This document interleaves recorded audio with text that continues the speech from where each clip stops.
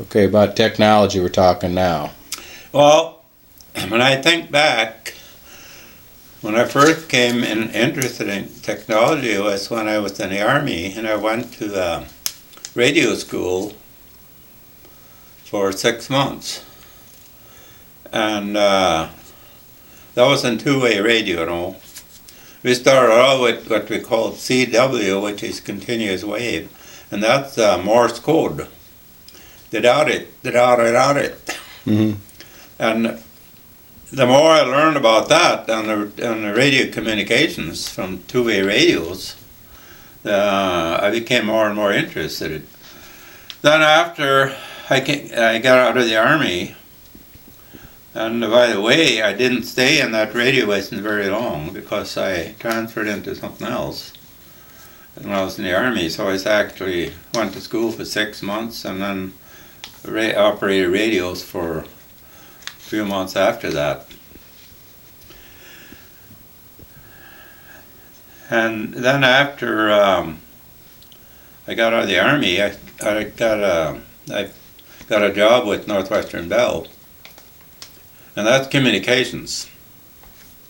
And I became really interested in radio communications and telephone communications, and I took some home courses, and I went to some night school, and I and the telephone company sent to me a lot of schools too, and I worked in the central office. So we started out from the not the very basics of communications, but pretty close to basics when they had telephone wires instead of cable, instead of a microwave and that. And then when I worked in the central office, I was a central office technician, and we worked with with electronics every day. That was our job. Electronics, schematics, blueprints, and test gear, all kinds. So you gradually became more and more involved in electronics and communications equipment. And then when I first started out with computers, I didn't really think a lot about it. It just seems like it would never be for the average person. It was more for like telephone business and so on, because the computers were so big at the time. They were in big cabinets. So I never even thought that there'd be a time when you could have just a computer the size that you have on your desktop, much less than the really small ones now, the tablets and the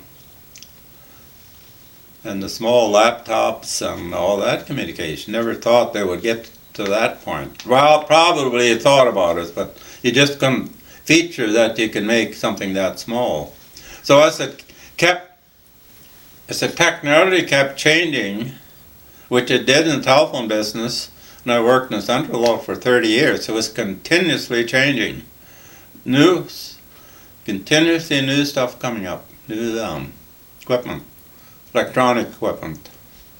And I guess I just sort of kept on with that, and I was always kind of fascinated with radio remote control, like in radio control airplanes, where you can control an airplane with a radio transmitter.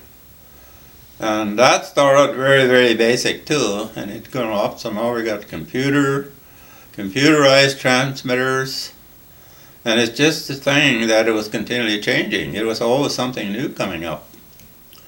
And that's how I kept my interest even to now when all these new devices come out. The small computers and